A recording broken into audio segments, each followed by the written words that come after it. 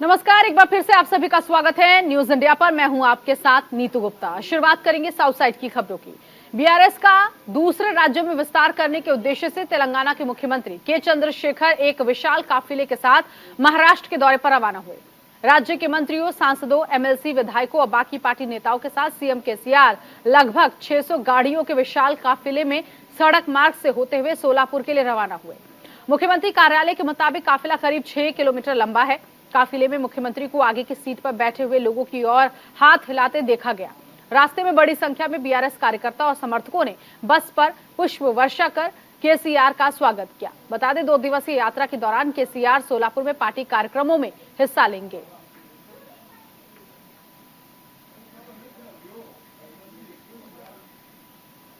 तो 600 गाड़ियों का ये काफिला सोलापुर के लिए रवाना हुआ है, जिसमें बीआरएस के कार्यकर्ता मौजूद रहे, पार्टी के नेता मौजूद रहे, खुद सीएम भी आगे गाड़ी में नजर आए, हाथ हिलाते हुए उन्हें देखा गया। और जिस रास्ते से ये काफिला होकर गुजरा, वहां पर बीआरएस समर्थकों ने फूलों की बारिश की है।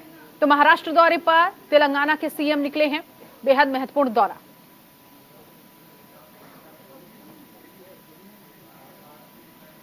उधर बीजेपी के राष्ट्रीय अध्यक्ष जेपी नड्डा आज तिरुवनंतपुरम पहुंचे, जहां उन्होंने मोदी सरकार के 9 साल पूरे होने पर एक सार्वजनिक बैठक को संबोधित किया।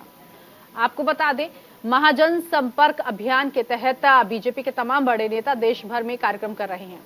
ये महाजन संपर्क अभियान के तहत कार्यक्रम हो रहा है। केंद्र ने मोदी सरकार के 9 साल पूरे होने के मौके पर पार्टी नेता और सरकार के मंत्री 30 मई से 30 जून तक देश भर में कार्यक्रम आयोजित कर सरकार की शुरू की गई जन कल्याणकारी योजनाएं और विकास कार्यों की उपलब्धियों को जानकारी दे रही हैं, बता रही हैं। तो 9 साल पूरे होने पर मोदी सरकार के ये उपलब्धि हासिल होने पर जो योजनाएं मोदी सरकार में लागू की गई है, इन योजनाओं को जन जन तक पहुंचाया जा रहा है। इसीलिए अलग अलग राज्यों में महाजन संपर्क अभियान की शुरुआत हुई है। 30 मई से 30 जून तक तकरीबन 1 महीने ये अभियान चलाया जाएगा। बीजेपी अध्यक्ष जेपी नड्डा ने इस दरमियान आज तिरुवनंतपुरम में जनसभा को संबोधित किया और मोदी सरकार में जो लागू की गई योजनाएं हैं, उन योजनाओं की जानकारी दी।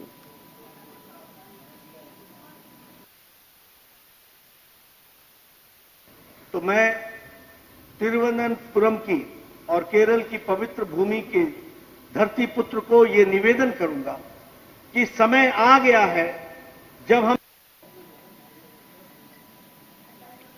पूर्वी गोदावरी में जनसेना पार्टी के प्रमुख पवन कल्याण ने आंध्र प्रदेश के मुख्यमंत्री जगन मोहन रेड्डी पर कटाक्ष साधा। पवन कल्याण ने सीएम रेड्डी के कामों की तुलना छोटे सांपों को खाने वाले एनाकोंडा से की।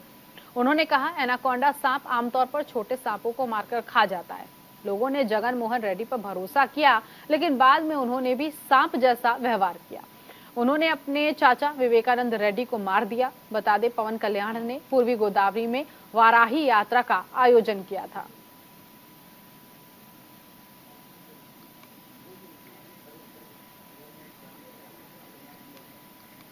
बेंगलुरु में कर्नाटक के डिप्टी सीएम डीके शिव कुमार ने विश्व नशा विरोधी दिवस समारोह की शिरकत की। इस मौके पर वॉकथॉन को हरी झंडी दिखाकर उन्होंने रवाना किया।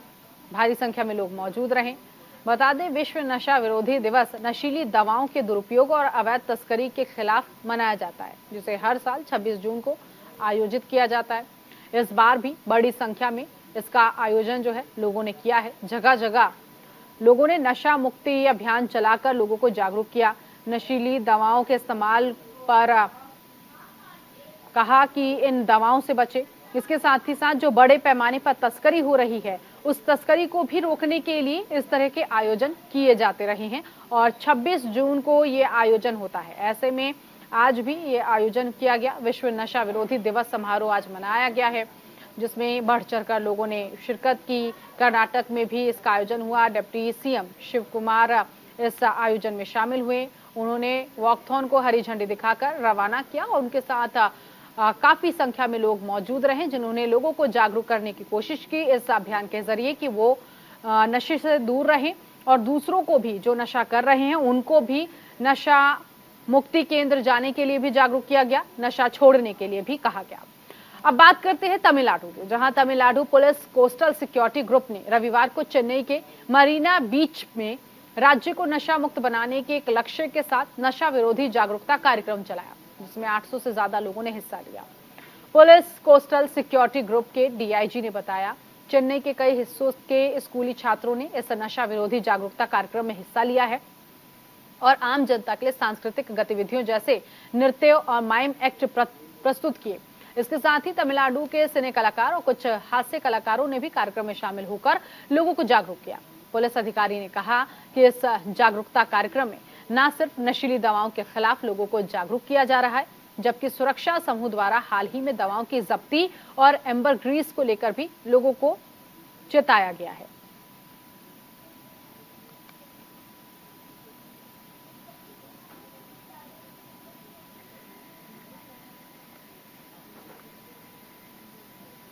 चेन्नई में रविवार को 40वां श्री जगन्नाथ रथ यात्रा उत्सव मनाया गया, जिस यात्रा में हजारों की संख्या में श्रद्धालुओं ने हिस्सा लिया। अधिकारियों के मुताबिक इस्कॉन के गवर्निंग बॉडी कमिश्नर एच भानुस्वामी की अध्यक्षता में विशेष धूमधाम और उत्साह के साथ रथ यात्रा निकाली गई। ये वार्षिक रथ यात्रा पलवक्कम ईसीआर से शुरू हुई, जो गोयल मार्बल ईसीआर के पास नीलाम करई, वेटुवनकेनी, इंजाम बक्कम और अकराई को कवर करेगी।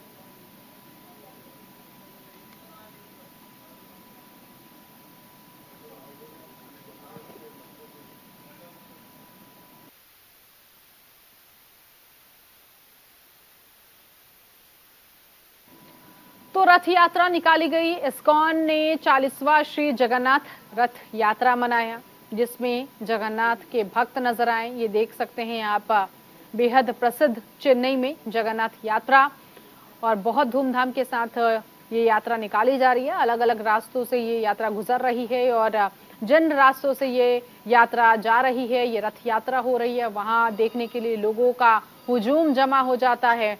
कई लोग इसमें शामिल होते हैं। बहुत प्रसिद्ध ये रथ यात्रा जो है वो मानी जाती है और कहा जाता है कि अगर सौभाग्य जिसे प्राप्त होता है रथ को खींचने के लिए, वो खुद को काफी किस्मत वाला सौभाग्य मानता है कि उसे ये मौका मिला कि वो जगन्नाथ रथ यात्रा का रथ खींचे। Hare Krishna, this world famous Jagannath Rath Yatra is being conducted in Chennai for the past 40 years. This year, the Rath Yatra is starting from ECR Road, Palavakkam, and is on the way to Akkarai, Solinganallur to ISKCON Temple. And also, this Rath Yatra is presided by South Indian ISKCON GBC leader, His Holiness Bhanuswami Maharaj. Chennai rainbow गठबंधन की तरफ से pride walk का 15वां संस्करण चेन्नई के एगमोर में आयोजित किया गया, जिसमें LGBTQIA+ समुदाय के हजारों लोग और उनके समर्थकों ने परेड में हिस्सा लिया।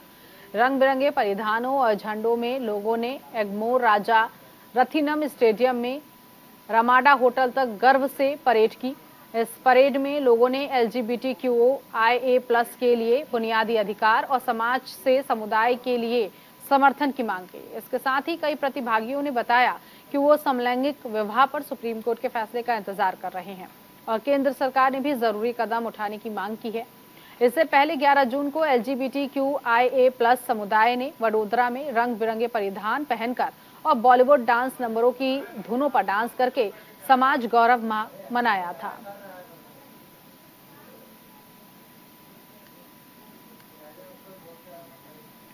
मदुरै के करुनार में अनाद्रमुख के पूर्व विधायक पोन बल्लम की कार में आग लग गई और कुछ लोगों ने घर में तोड़फोड़ भी की है। पूर्व विधायक पोन बाला के गृहनगर में रॉक करुप्पासामी मंदिर में पिछले एक हफ्ते से उत्सव चल रहा है। इस उत्सव के दौरान पूर्व विधायक और DMK शाखा सचिव वेरू मुरुगन के बीच मंदिर में पूजा को लेकर बहस हुई है, जिसके बाद वेल मुरुगन की पार्टी पोन बलट के घर पहुंची, उन पर पत्थरबाजी की गई। साथ ही घर में रखे टीवी, फ्रिज, बाइक और कार को भी तोड़ दिया। उनकी कार पर पेट्रोल छिड़क कर आग लगा दी गई। पत्थरबाजी में पोन बल्लम के परिवार घायल हुए हैं। उन्हें मदुरै के सरकारी अस्पताल में भर्ती कराया गया। पुलिस ने कार में आग लगाने के आरोप DMK शाखा सचिव के खिलाफ केस दर्ज किया है। बता दें, अनाद्रमुख के पूर्व विधायक अपने परिवार के साथ करुआनूर गांव में रहते हैं। और पोनबलम 2001 से 2006 तक की समय नल्लूर से विधायक थे।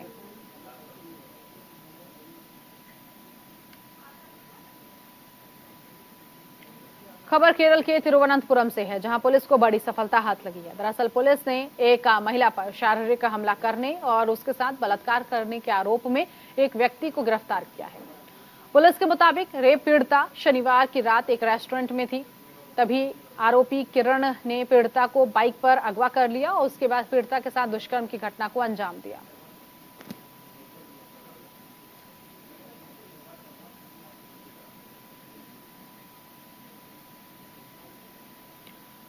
खबर केरल से है, जहां centre of Indian trade unions से जुड़े एक नेता ने एक निजी बस मालिक की बस के सामने विरोध प्रदर्शन किया, जिसके तहत झंडे और बैनर लगाए गए। बैनर को हटाने के लिए दोनों के बीच विवाद हुआ, जिसमें नेता अजय ने बस मालिक पर हमला कर दिया।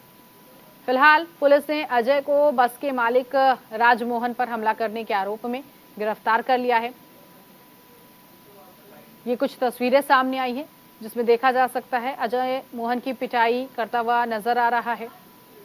पुलिस लड़ाई में हस्तक्षेप करती है। बता दें, हाल ही में केरल उच्च न्यायालय ने पुलिस को मोहन के स्वामित्व वाली बसों को सुरक्षा प्रदान करने का निर्देश दिया था।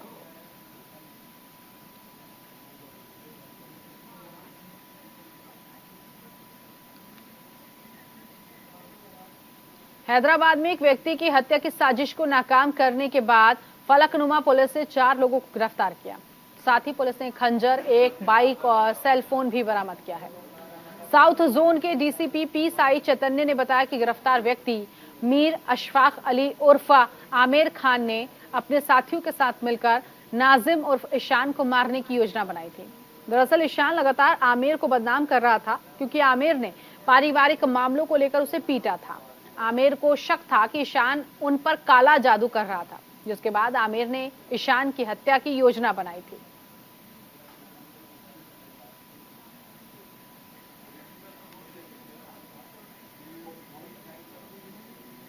तमिलनाडु के त्रिची में एक दर्दनाक सड़क हादसा हुआ है, जहां एक सरकारी बस और कार की टक्कर में 5 लोगों की मौत हो गई। त्रिची पुलिस अधीक्षक सुजीत कुमार ने बताया कि टायर फटने से कार बेकाबू हो गई और सरकारी बस से जा टकराई, जिसमें कार सवार 5 लोगों की मौके पर ही मौत हो गई। बस में सवार करीब 34 लोग घायल हो गए।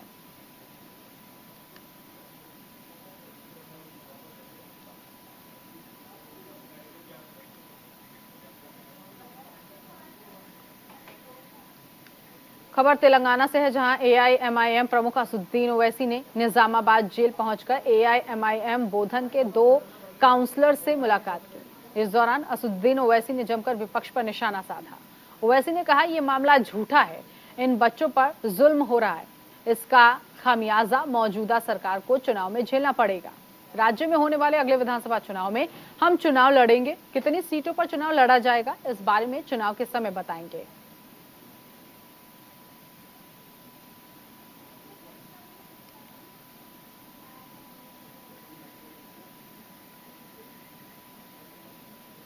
आंध्र प्रदेश के विशाखापट्टनम में भारी बारिश और तेज तूफान के कारण पुरानी बिल्डिंग की छत टूटकर गिर गई। हादसे में 2 लोग गंभीर रूप से घायल हुए हैं। आनंद फानन में स्थानीय लोगों ने पुलिस और एम्बुलेंस को इस मामले की जानकारी दी। बता दें, मौके पर पुलिस कर्मियों ने राहत बचाव कार्य शुरू करते हुए घायल लोगों को अस्पताल में भर्ती कराया। साथ ही मलबे में दबे 5 लोगों का रेस्क्यू कर उन्हें बाहर निकाला गया। सभी को इलाज के लिए अस्पताल भेजा गया है। मौके पर पुलिसकर्मी ने स्थानीय लोगों से मामले की जानकारी ली है।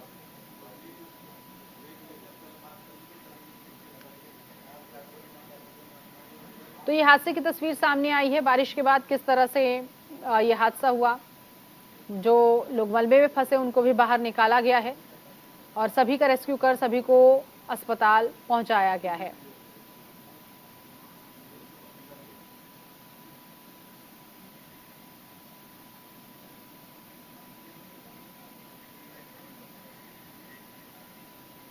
तेलंगाना के हैदराबाद में एलबी नगर में एक निर्माणाधीन फ्लाईओवर के रैंप के निर्माण के लिए बिछाई जा रही स्लैब गिर गई।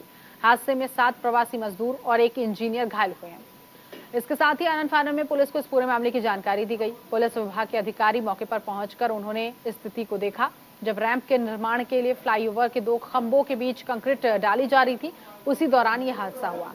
एलबी नगर थाने के एक पुलिस अधिकारी ने बताया कि घायलों को अस्पताल ले जाया गया है। उनमें से एक व्यक्ति गंभीर स्थिति में है। बता दें, घायल मजदूर उत्तर प्रदेश और बिहार के रहने वाले हैं और पुलिस ने केस दर्ज कर लिया है, जांच की जा रही है।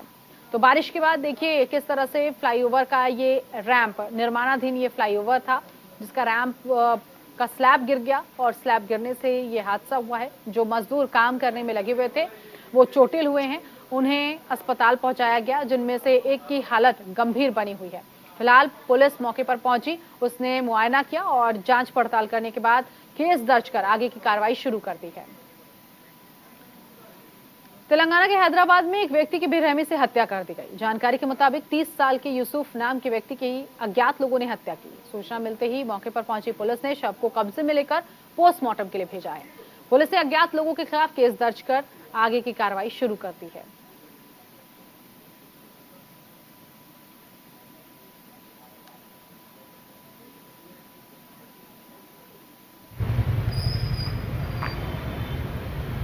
तो हैदराबाद में एक शख्स की बेरहमी से हत्या की गई। हत्या के कारणों का अभी तक खुलासा नहीं हो पाया है। फिलहाल पुलिस जांच कर रही है। फिलहाल पुलिस ने शव को कब्जे में लेकर पोस्टमार्टम के लिए भेज दिया है। आगे की कार्रवाई की जा रही है।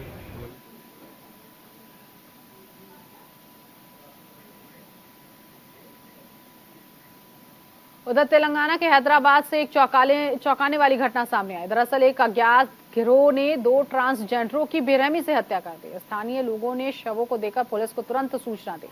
पुलिस ने मौके पर पहुंचकर शव को कब्जे में लेकर पोस्टमार्टम के लिए भेज दिया है।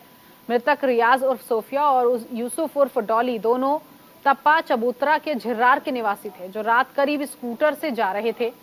बता दें, दोनों पर पत्थरों और चाकुओं से हमला किया गया है। दोनों की मौके पर ही मौत हो गई। वहीं डीसीपी किरण खरे ने कहा है कि दोनों हमलावरों ने दोनों पर क्रूरता से हमला किया था। हत्या के सिलसिले में कुछ संदिग्धों को हिरासत में लिया गया है। फिलहाल उनसे पूछताछ चल रही है। पुलिस मामले की छानबीन भी कर रही है। तो 2 ट्रांसजेंडरों की बेरहमी से हत्या की गई है। पुलिस ये कह रही है कि इनकी निर्मम तरीके से हत्या हुई है। पत्थरों से कुचलकर इनकी हत्या की गई। कुछ संदिग्ध हिरासत में लिए गए हैं, जिनसे पूछताछ की जा रही है। फिलहाल पुलिस ने दोनों के शवों को कब्जे में लेकर पोस्टमार्टम के लिए भेज दिया है।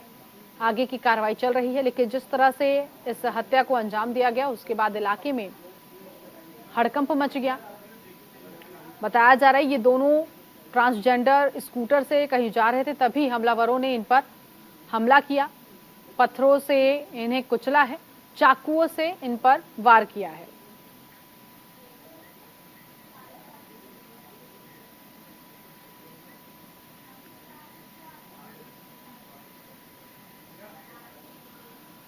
और इस बीच तेलंगाना से बड़ी जानकारी मिल रही है। बीआरएस को झटका लगा है। बड़ी खबर इस वक्त तेलंगाना से। पूर्व सांसद पोंगुलेटी श्रीनिवास रेड्डी कांग्रेस में शामिल हो गए। दिल्ली में एआईसीसी मुख्यालय में वो शामिल हुए हैं। कांग्रेस अध्यक्ष मल्लिकार्जुन खड़गे और राहुल गांधी की मौजूदगी में उन्होंने कांग्रेस पार्टी का दामन थाम लिया है। तो पोंगुलेटी श्रीनिवास रेड्डी जो कांग्रेस का दामन थाम चुके हैं। और इसी के साथ इस बुलेटिन में अभी के लिए बस इतना ही। बाकी की तमाम खबरों के लिए बने रहिए न्यूज इंडिया के साथ। नमस्कार।